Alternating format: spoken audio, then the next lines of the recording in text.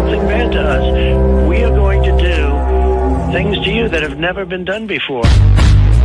We the people tell the government what to do. It doesn't tell us. We the people are the driver. The government is the car. And we decide where it should go and by what route to do. We the people are free. And I hope we have once again reminded people that man is not free unless government is limited.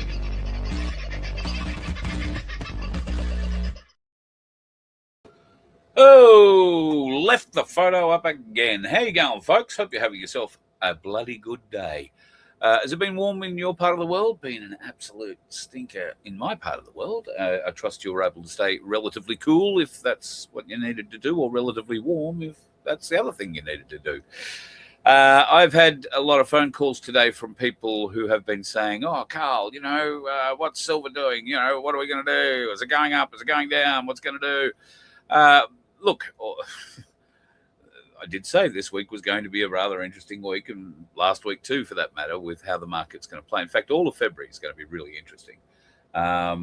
Interesting from the perspective of things go up, things go down, and the reasons why those prices are being influenced. So at the moment, just having a bit of a look at the ticker, it's sitting at 117, just dropped to $117.93 an ounce. That is the spot price for silver here in Australia. But, and this is the topic of the conversation today, I had 3 people ring me and tell me that, oh, Carl, you've got to buy in the dip. And I agree. If you're going to play gold and silver, folks, go and buy in the dip. But this is a dip. We assume it to be a dip. We want it to very much be a dip. However, you can't buy anything for that sort of price, $117, $118, $120 an ounce. You simply cannot buy it in Australia. The prices, regardless of where you buy your bullion from, have, some would call it a markup. It's not a markup. It's protection that's built into the market. And the fact that if a bullion seller was to sell you an ounce of silver today at, it's saying, say, $118. So they sell you a coin for $122, making $4 on the coin or $5 on the coin.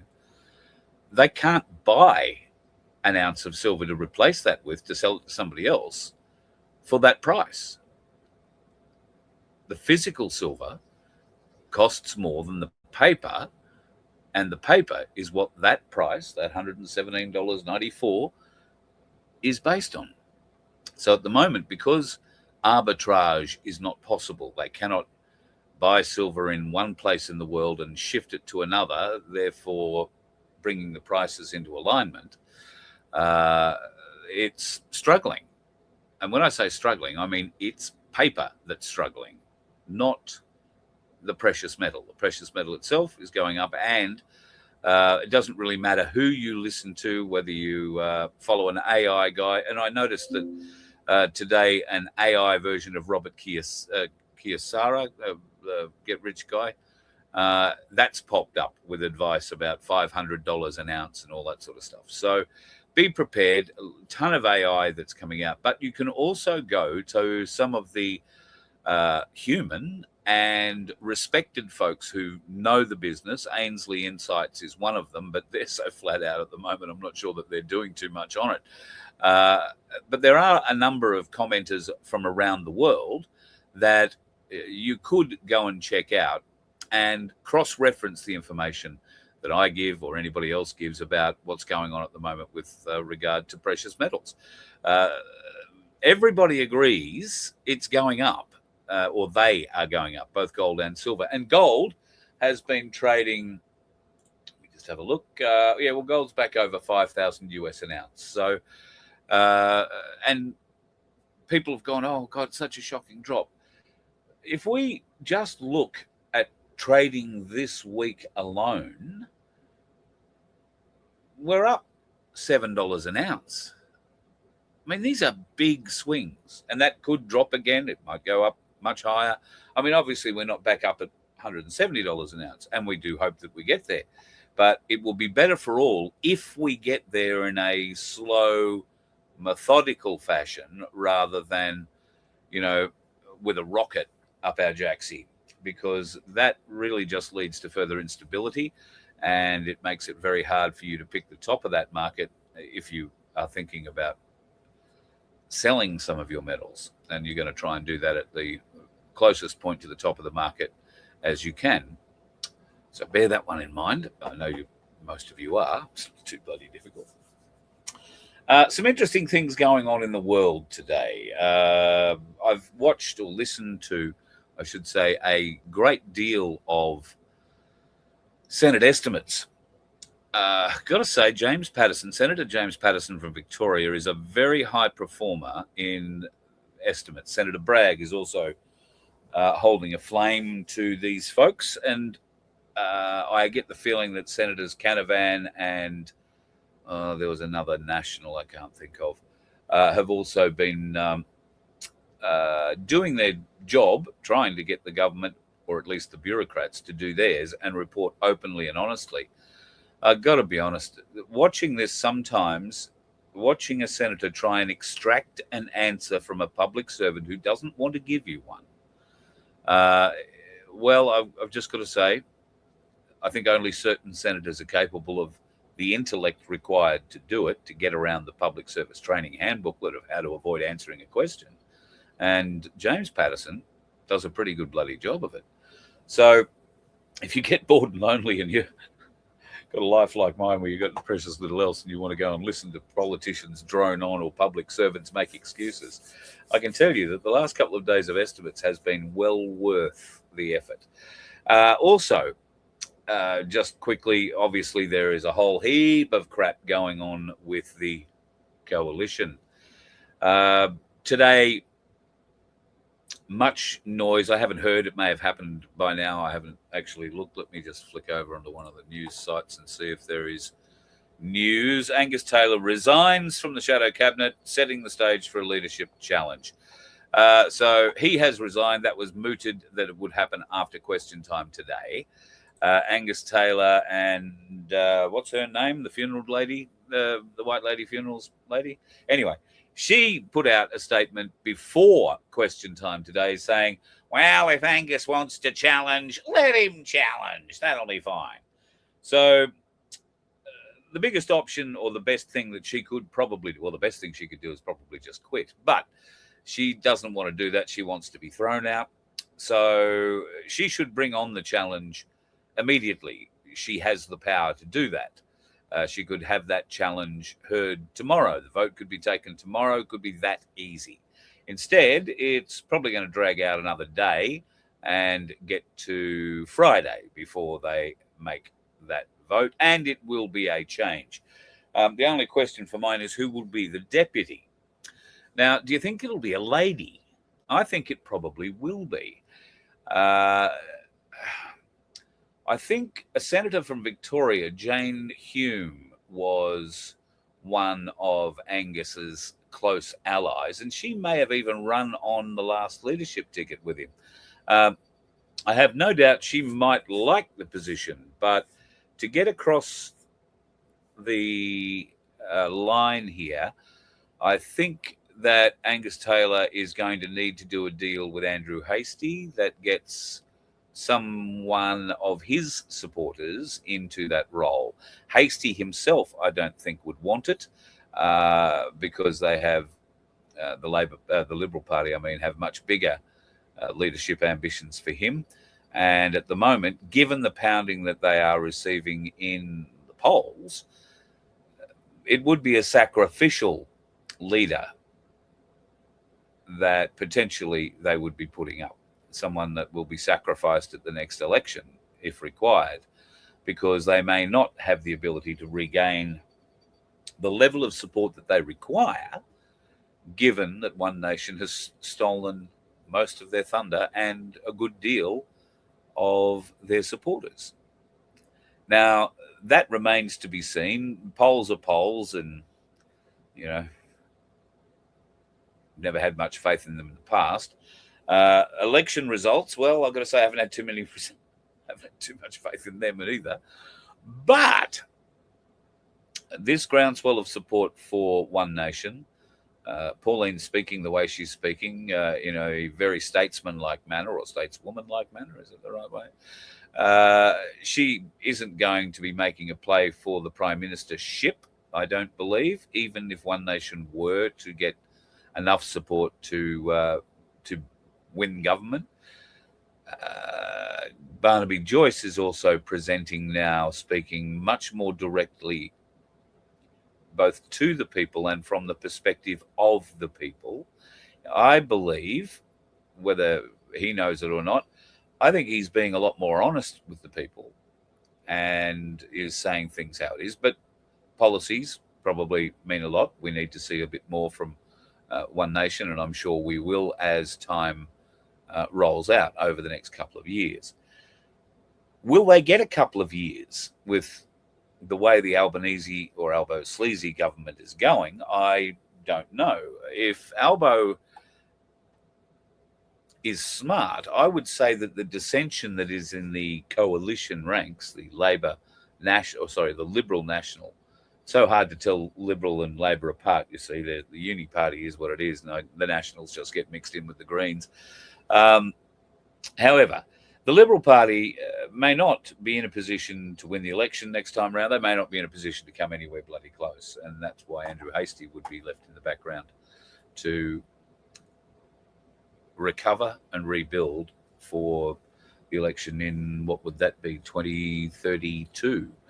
Albanese, I think, would go early, is where I was getting at. I think he won't last the next 2 years. I think if the Liberal Party is still self-assassinating and hasn't been able to regain any or much of the ground back that they've lost to One Nation, then I would be amazed if Albanese didn't go early and try and extend again. Whether or not it was him that stayed in the job could be a different matter, but they won't announce that until about that time. One Nation have announced a number of policies. I'm interested to learn about their registered sex offender policy. So the latest details have been released about registered sex offenders in this country, and I'm not exactly sure whether or not you want to throw a party or whether or not you want to hang your head in shame, but there, spread by state, the amount of sex offenders that you have registered in your states. There is over 10,500 registered sex offenders in Australia. In fact, some have said that I believe there's over 30,000, 36,500, I beg your pardon. And, well, that's a big number considering the size of our population. I'm very keen to learn about the policies that One Nation would put forward regarding those registered sex offenders. Some argue they shouldn't be allowed to live in civilized communities. They should have their own communities. They should be well away from society and all that kind of thing. Others argue they've done the crime, done the time, and provided they're not recommitting crimes or committing new crimes, they should be allowed to live in peace. Now, I've got to admit, there is an element of me that sits in that paddock, except when it comes to pedophiles. I'm pretty forgiving of any other sort of criminal, but pedophiles I struggle with. There is no forgiveness, as far as I'm concerned, for somebody who would hurt a child, deliberately use them for pleasure in that way. How they would derive pleasure from that, I don't understand, and I don't care to think too much about it because the thought of it makes me sick, like all good human beings. But we're not talking about good human beings. We're talking about evil things that have been controlling us and will continue to control us unless we exercise our right to vote and weaponize it, to rearm Australia, to give us teeth again in that parliament. And it comes down to whether or not you believe Pauline Hanson and One Nation will be those teeth. And yes, there are 1,000 reasons why you might doubt that they can be that. You might doubt that they're sincere because they've had alliances with Israel, or they've had didn't vote on this, that, or the other legislation. at the moment, I think all of that, to a point, is irrelevant. What we have at the moment is the opportunity with One Nation, should the momentum be able to be kept up, to be grown, to be expanded upon, and that's a big ask. Should that be able to happen, then I believe, for the first time, certainly in my lifetime and maybe yours, we have the opportunity for real change, provided we trust One Nation with that power, understanding that these are the changes that require being made. And that's why we have a list at vofhq.com of key performance indicators, the KPIs that you would expect One Nation to introduce should they be given the privilege of leadership in this country. Now, if you've got ideas and you'd like to see what others have thought, then please go to vofhq.com and have a read. I think it's the top of the page there. If you'd like to add something, please add your comment. Vince and I'll check it and we'll post them up. So far, we've posted every comment that's been received. We haven't had to delete anything. Nobody's being foolish or stupid. They're all taking it quite seriously.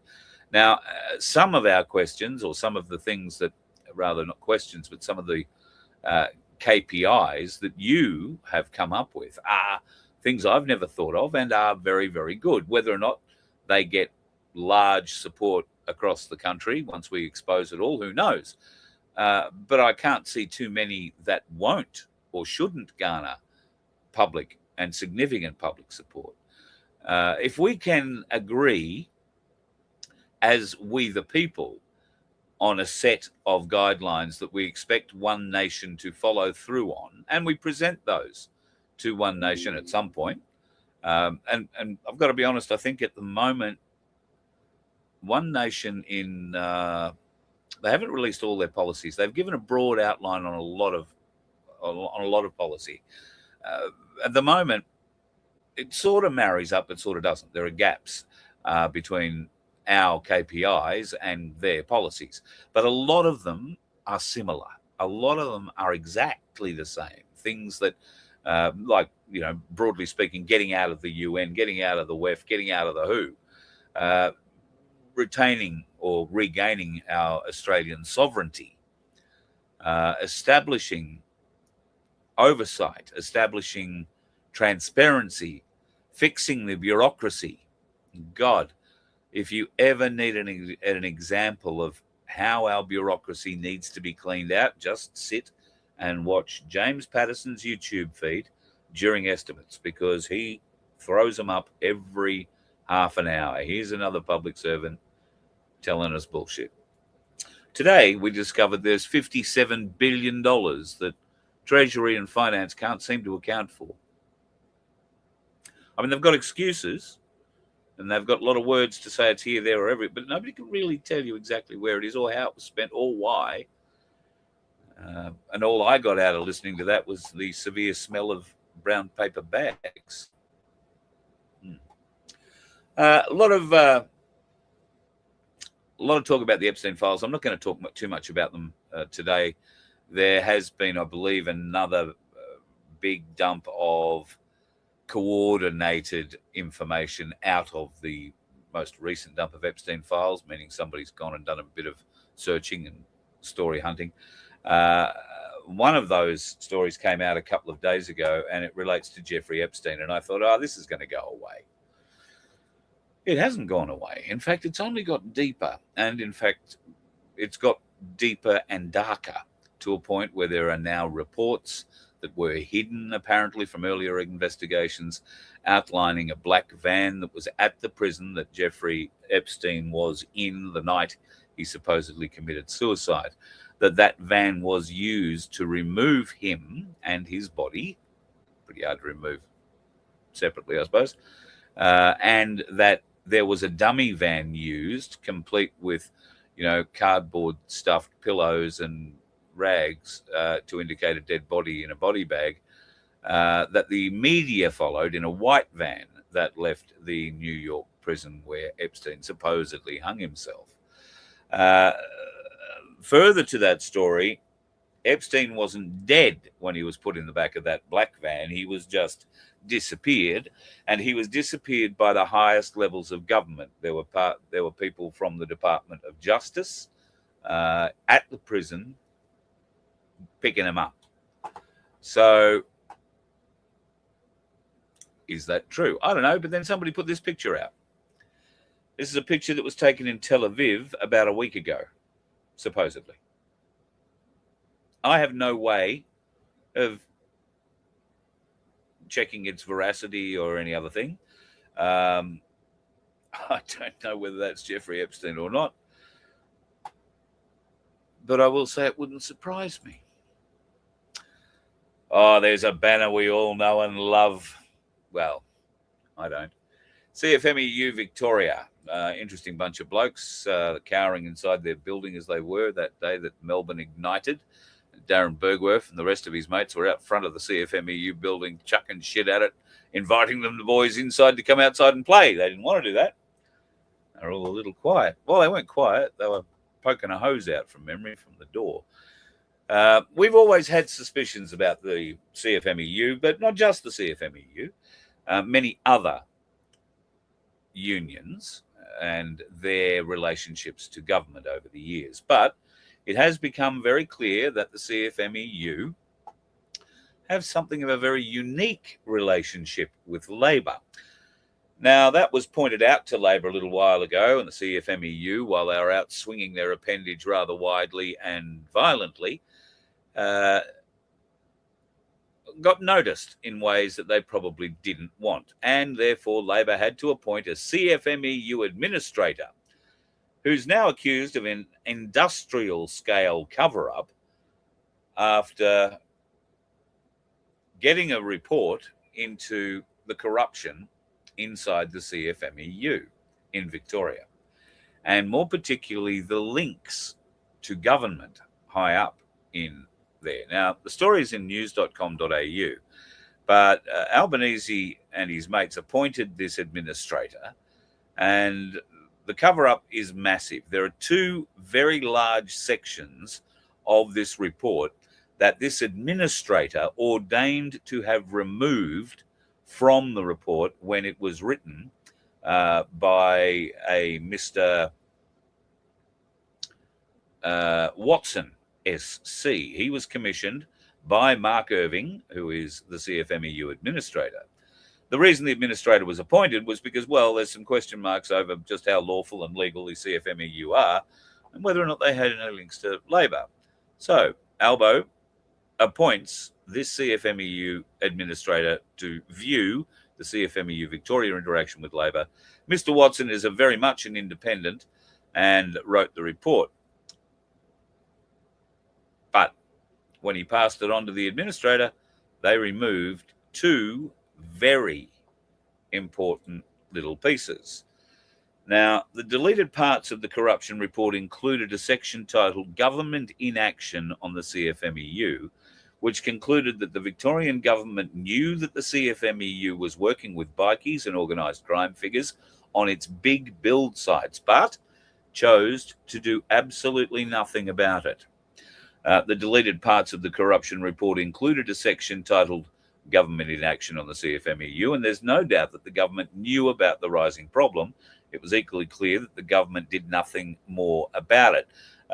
It's claimed that the inaction of government has cost Victorian taxpayers as much as $15 billion directly, and it could be as high as $30 or $40 billion, because there are other pockets to fill. Much of that $15 billion has been poured directly into the hands of the criminals and the organised crime gangs that are well behind the CFMEU.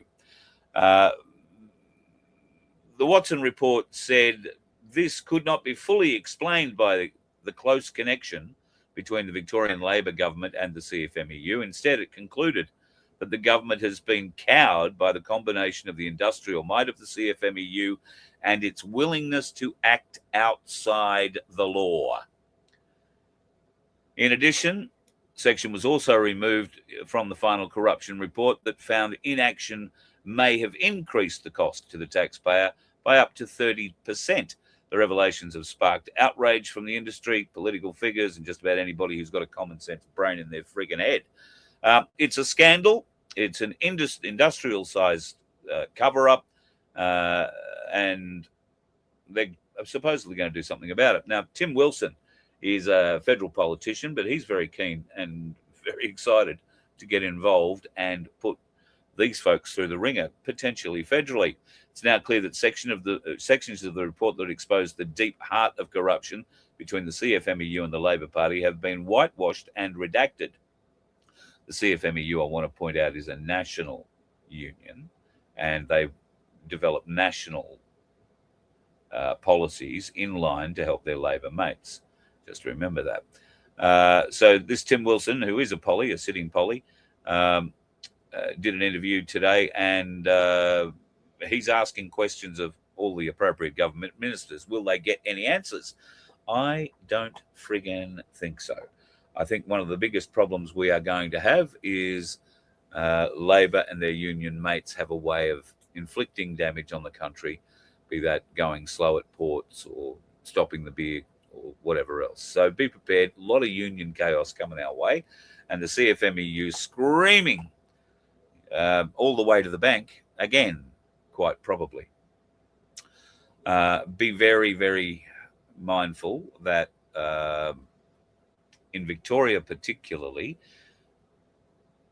the big government builds, and there are some very big budget builds going on in Victoria at the moment. To what sort of benefit, I'm not completely sure. There are more on the way, including, announced today, some magnificent new areas for Victorians to go out and expand and enjoy their state. They're going to put new houses into these areas. What areas are they? Oh, those areas are areas like Toorak, like Malvern, Windsor. They are areas identified by the Victorian state government as activity centres, areas where people might like to live much closer to public transport. And that's what they're developing. Bigger public transport corridors and high density living. There are 50 proposed activity centres around the state. The latest ones, as I've said here, Armidale, Windsor, Toorak, South Yarra. These buildings, high density living, up to 16 stories in South Yarra, up to 20 stories in Caulfield. I imagine the Jewish families in Caulfield aren't going to like having 16 levels of Palestinians moving in, or just Muslims. These suburbs, by the way, all happen to be very conservative suburbs that do not support Labor in any way, shape or form. Well, they will, should they be able to get those high-density housing places built, because who'll be moving into them? All the people that Labor have invited to come and live in the country. God, love us. And, of course, they've invited a few into the country who they haven't really done any backgrounding on. They didn't bother checking to see if they might have been dangerous or had some extremist-type ideas. But never fear, we got a new woman at the AFP. She's here to help. Go, Chrissy Barrett. Yay! Chrissy Barrett has introduced a new group of thugs to come and play in this realm. She has established the new Hate Disruptor Squads. Hate Disruptor Squads. That's their actual name. The Hate Disruptor Squad. They are flying squads of hate disruptors. They've been very successful in identifying, offending, and charging offenders before violence is carried out. I'm all for identifying violent people and stopping them from carrying out violent actions. All for that.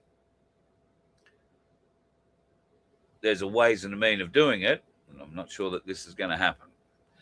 She said that these teams, these flying squads of hate disruptors, who are now said to be NSI teams, doesn't that sound nice, have now charged 21 people since October, the majority relating to threats towards parliamentarians, high office holders, and, of course, the Jewish community. The National Security Investigations Team proof of concept has been successful, and they're now expanding that throughout the country. So you can expect more hate disruptors, coming to a place near you soon. And of course, since combating anti-Semitism, hate, and extremism act has been received and gained royal assent a few weeks ago. But did it? Anyway, AFP is taking an even more aggressive approach. God, don't we love their aggressive approach? She then said, hatred and willingness to mobile the violence often masquerades as a right or freedom to do or say something, and was being targeted at minority groups, politicians, and senior public officials. But also noted the majority of the AFP's terrorism caseload was religiously motivated violent extremism. But Ms. Barrett told the committee modern policing is not always about arresting and charging. It includes the benefit of disrupting, and said that under her commissionership, they will disrupt, intervene, and do whatever, whenever they lawfully can. Yip yah, yip yah. Some of their actions will be visible and overt. Other actions will be lawful and covert. Okay, yeah. And their unpredictability would worry those who are on their radar and those who will be on the radar as the net is widened. Her advice: if you're one of these groups of individuals, your life will become very uncomfortable. Now, while she's talking in part toward the religious extremists, she's also talking about people like us, people who might post something on a social media page which others might vehemently disagree with. I think the AFP has been taken over by a bunch of women with feelings and very little regard for common sense or the law. In fact, I think the whole public service has been taken over by that. I can't say a bunch of unintelligent women because the corruption level involved and the levels of deceit involved indicate that these people are extremely devious, extremely intelligent, and some might suggest evil. Not all of them, just some key ones. The ones you've got to have in the big portfolios, maybe.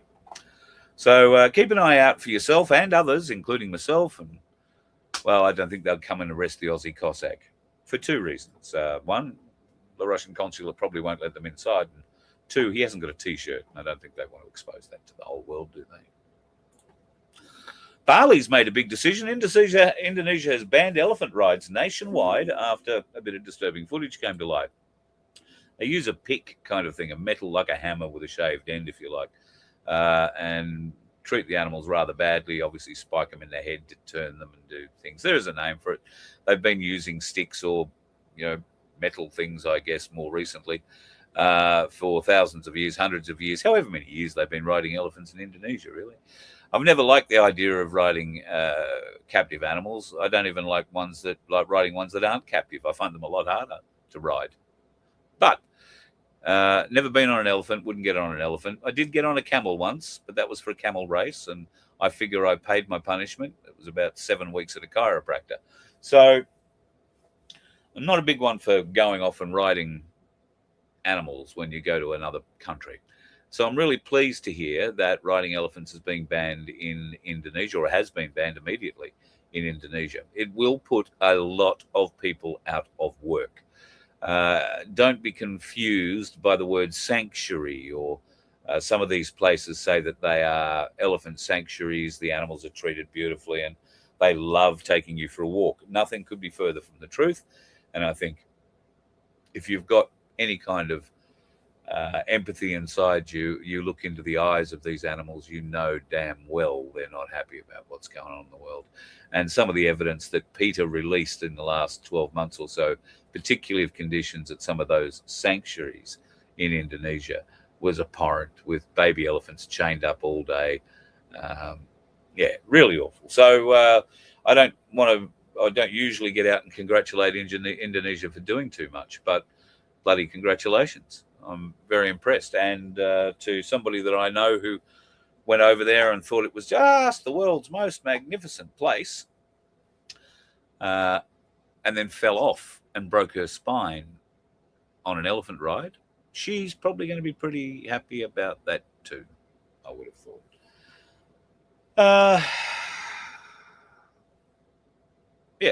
So, yip yap, well done, Indonesia. what's happening today in, I think we talked about her, didn't we? The funeral director. Not a lot of excitement there. I should tell you about our merch. Otherwise, Vince will get up me for the rent. We do, and thank you to those of you who reached out over the weekend or in the last few days and have bought. I think we've sold some cups, some mugs, some shirts, and there was something else that was up there. I think we may have sold a couple of as well. So thank you very much for those of you who have ordained to support us in that way. They're a great shirt, good quality shirt, and I've got to thank Vince for coming up with a design. You burn it, we'll wear it. I hate the people who go around burning our flags. That's on the back of that one. And on the front, you'll get a voice of freedom, or you potentially could get a new, different design with the FBN logo, which if I scroll up here a little bit, I should be able to show you. That's the new one that Vince has put together without my head sticking behind it. I really like that. It does come on every one of the shirts, by the way. It'll come on the sleeve. But go to merch.vofhq.com and click on the shop there, and you'll get to see the range of T-shirts and hoodies and other stuff that we've got there.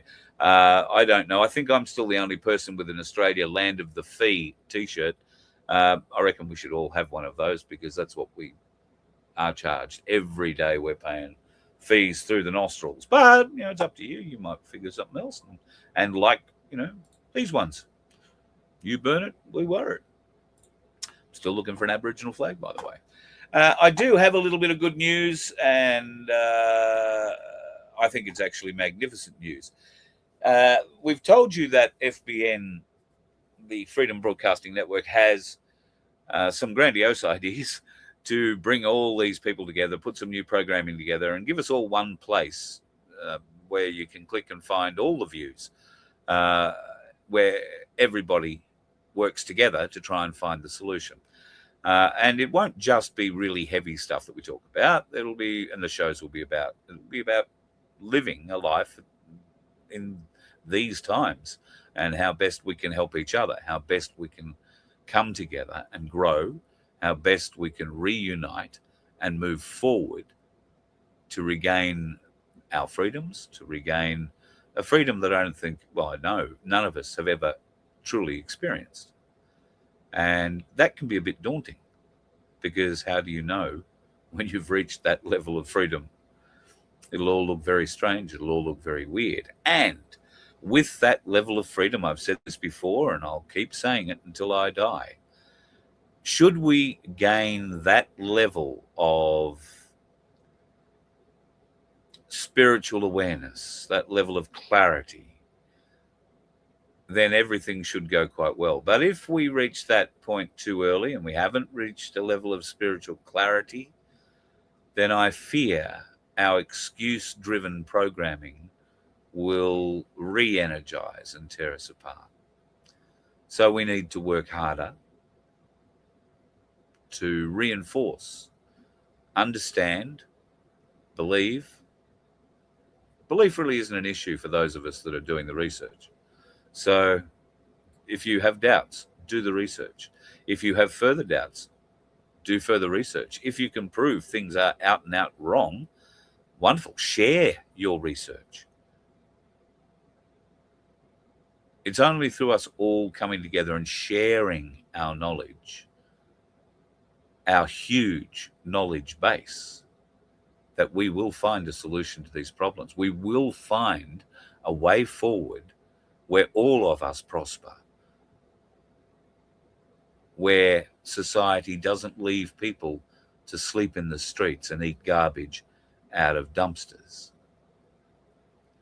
where a society protects its children rather than offering them up for satanic ritual or sacrifice. We can be a people that loves and protects each other. And until we understand that, until we give up our ego, until we give up, the me, that's mine, I have to have that, our ownership over something, nothing's going to change. We all have to understand this is God's gift to us. We all have a share in God's gift. The division was introduced because at some point somebody stood up and said, put their foot on a bit of land and said, this is mine. And then somebody else stood in the creek beside that land and said, this is mine. And shortly after that, people who wanted to walk through the creek or through the paddock were stopped from doing so. Find another way because this is mine. The division was created. We might talk more about that at a later time, quite literally. I haven't even acknowledged you guys in the chat tonight. That's a bit rude of me. Deb Shippard was in first up. Hello, Deb. Lovely to have you in. And thank you to Deb 333 who wrote to me last night. I think I wrote back, thank you for your support. Really appreciate it. And so glad that you took the silver advice or the precious metals advice and got a bit of it when it was in the $30 an ounce range. Oh, how lucky. Not how lucky, how well thought out. Foreplanning, forethought, you've done marvelously well. The lovely Sandy's in the house. She'll be asleep by now. I spoke to her the other day, God love her. You'll stay awake for this one, my ass. She admitted, she said, I'm really good.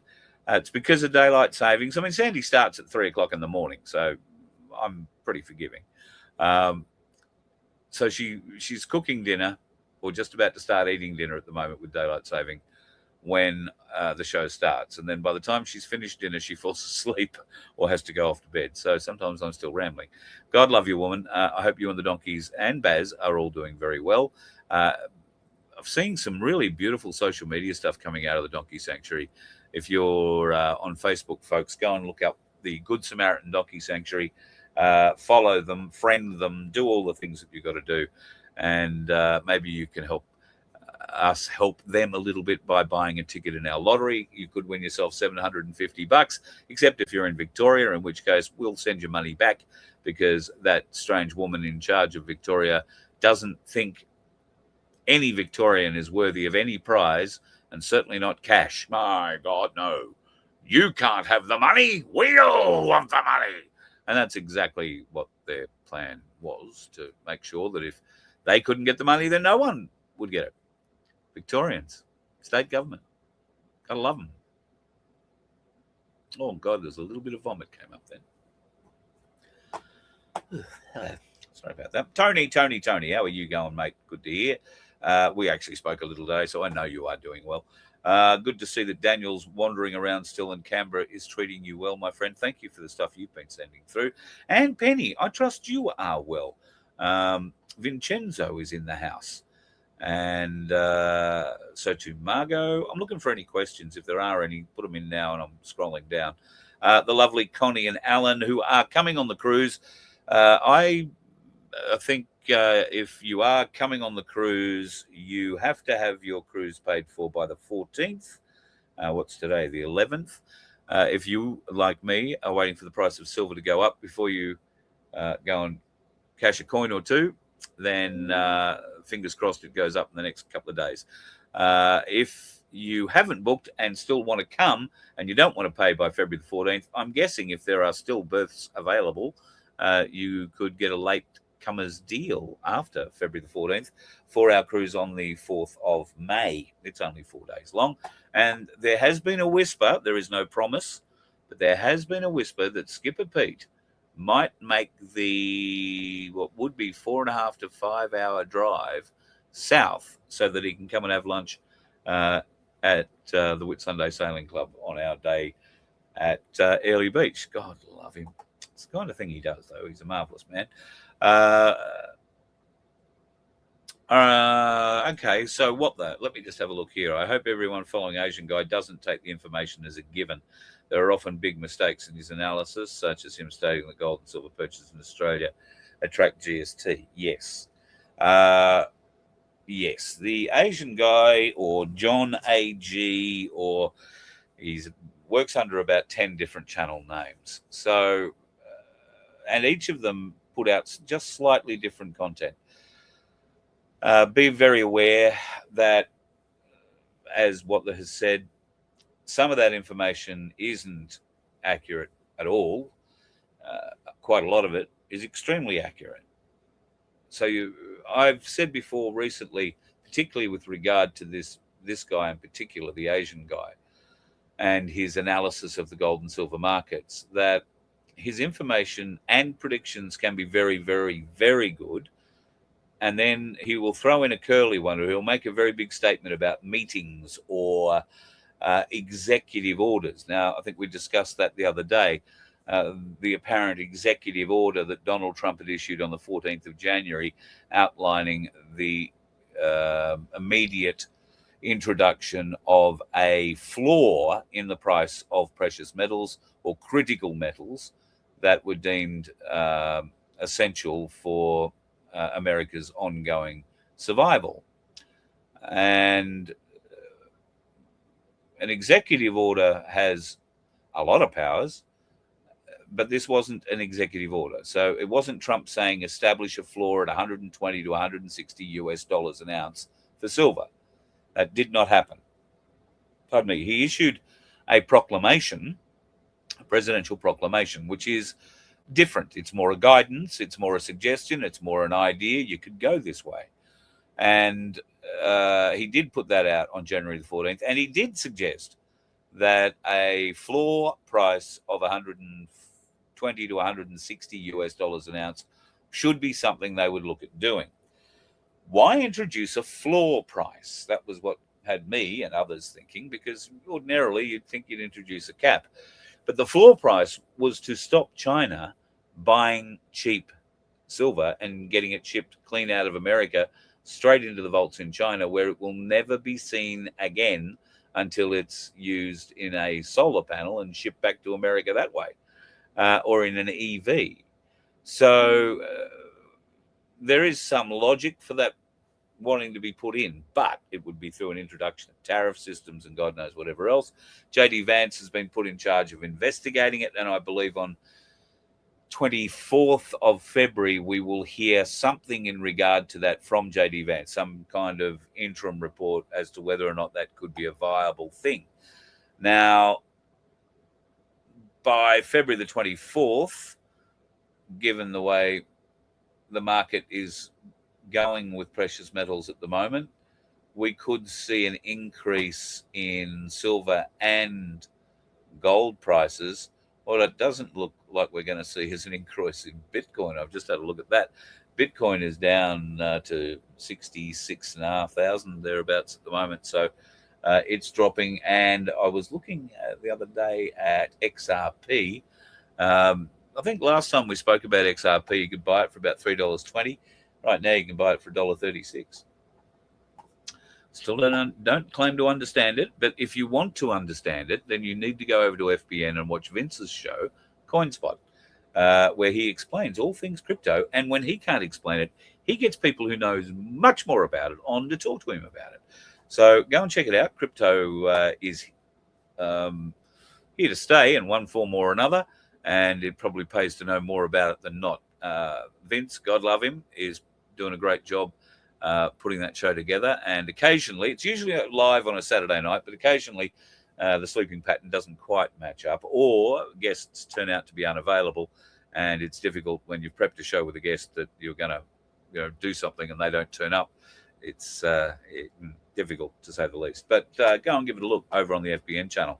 I did start off telling you about beautiful things happening on the FBN channel. And one of the programs that we are looking forward to bringing to you is, well, The View, with a bunch of women who get on there and assassinate anything conservative and propagate anything evil and leftist. I've often thought we need to have a counterbalance to that kind of show, and as only I think Australians could do it, because there won't be much reverence. There will be good, intelligent conversation. And there will be a number of fired up women very prepared to give their opinions, their advice, their thoughts on a range of matters happening around the nation and around the world. Now, I've only got a poster that was made up.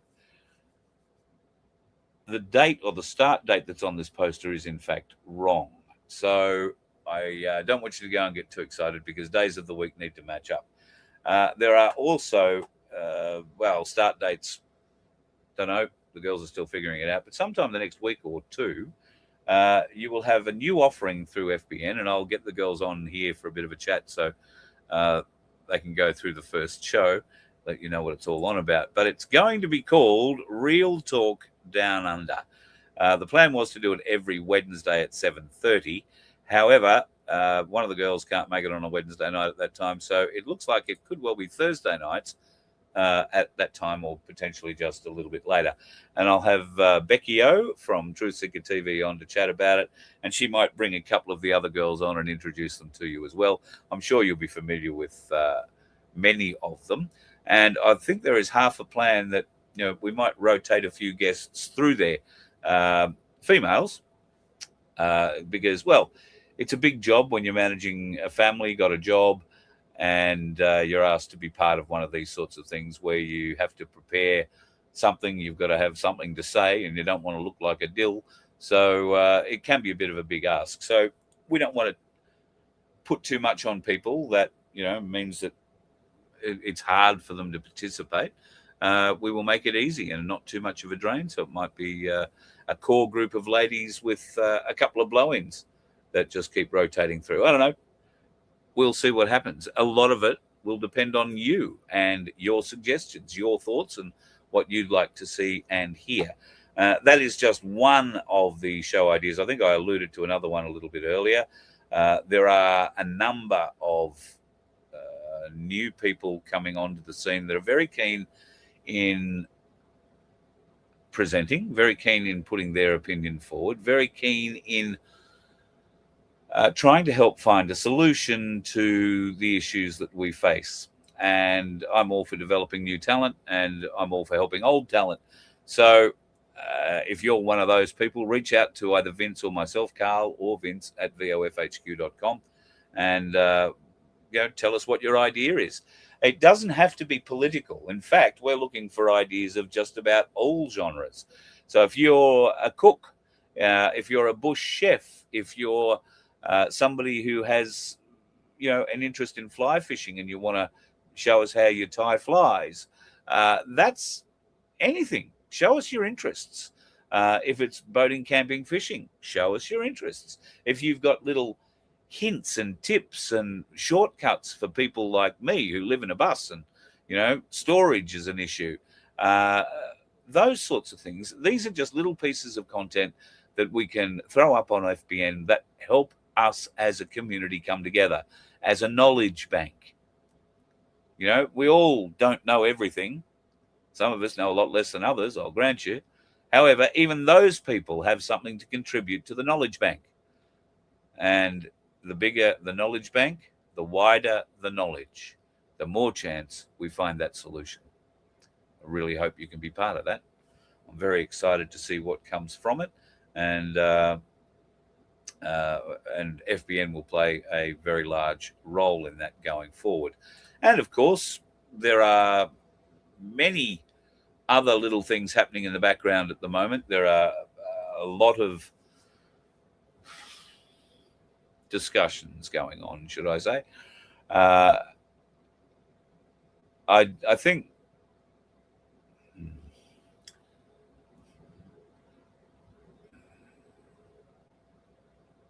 I'm not sure that everybody who is talking about taking certain actions are aware that there are many others talking about taking the same kinds of actions.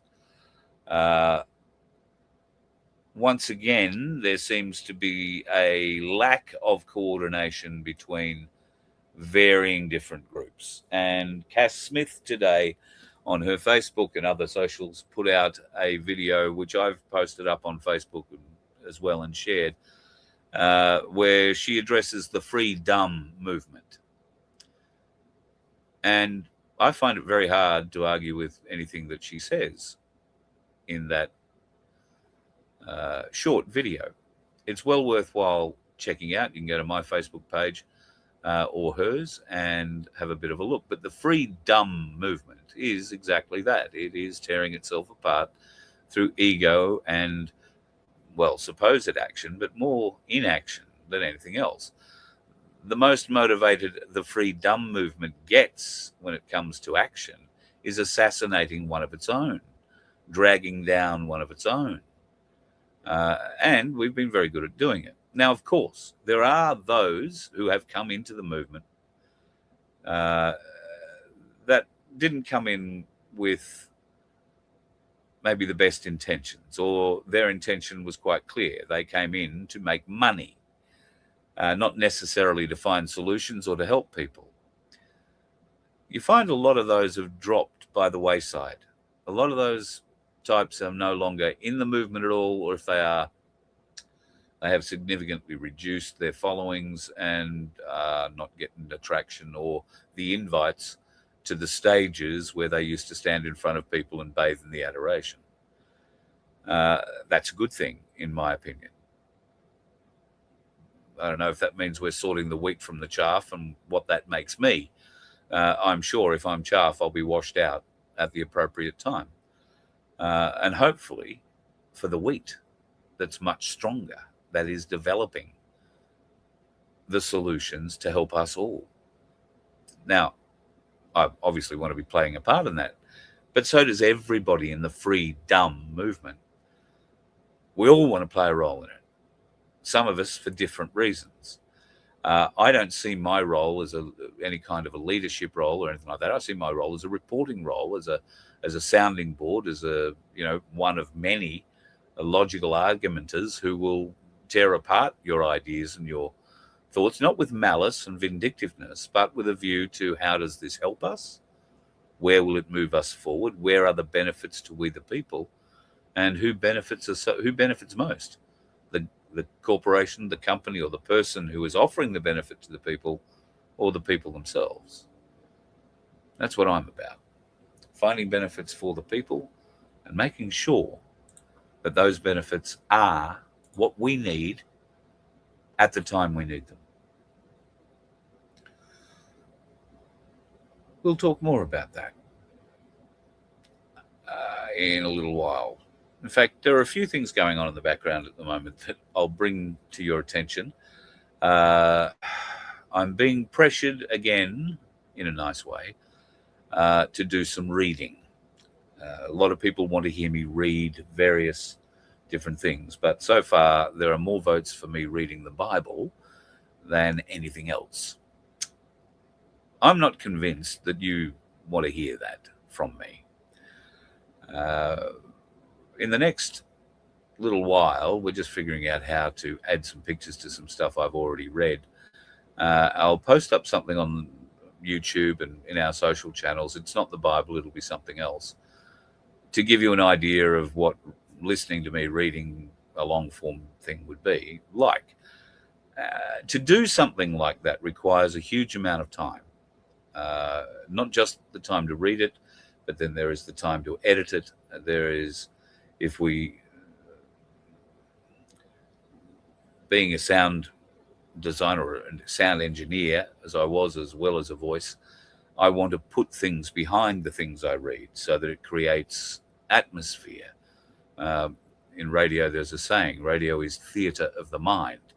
So that's why we put sound effects and things in ads, to give you the situational placement in the ad. You know, if you're doing an ad about a jungle, you want to have the sounds of a jungle in the background of the ad, that kind of thing. So I want to do that with this, and I'm looking to just do something easy and quick, and there doesn't seem to be an easy AI quick way to fix this if I'm loading up a voiceover I've done myself. If you're aware of it, can you let me know? I do have a large audio file that I want to put video to, and without me having to sit down and edit a video out of it. I'd like AI just to do pretty much what it does with the Asian guy, and put those Picasso-type works of art in the background. That'll be fine.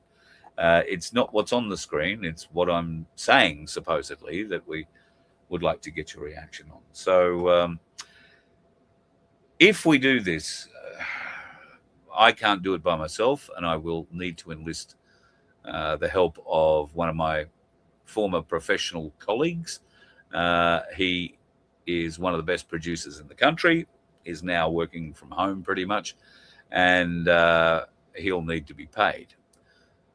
So I struggle once again with how to satisfy your desire to hear me read something long form, something that you can go to sleep listening to at night outside of this program. If it's the Bible and you're spiritual, or maybe you just have an interest in hearing me read it, well, you know, I can tell you there's 78.5 hours of reading, just reading, involved. Then there's God knows how many hours of editing, depends how much I stuff it up, I suppose. And then sound design, what we call sound design, which is putting those effects and whatnot behind it, that give it placement. The Bible wouldn't require that much, you wouldn't think, because in the beginning there was nothing. So therefore, there is nothing in the background. But in the beginning, God looked down and separated the waters. So you would have the sound of water come in. God created the birds. You would have the sound of birds. The other animals. You put a small jungle in by the end of chapter 1 of book 1, Genesis. This all takes time. Now, I'd have to pay Dennis. And I'll be honest, we're not making enough money to pay me or Vince, let alone introduce anybody else into the mix. So, do we put this behind a paywall? If it's something people truly want to hear, do we put it behind Patreon and say, all right, well, here's the first 4 chapters, or here's the first 4 books. We need our Patreons to raise X amount of money so that we can read the next 4 books, or whatever it turns out to be.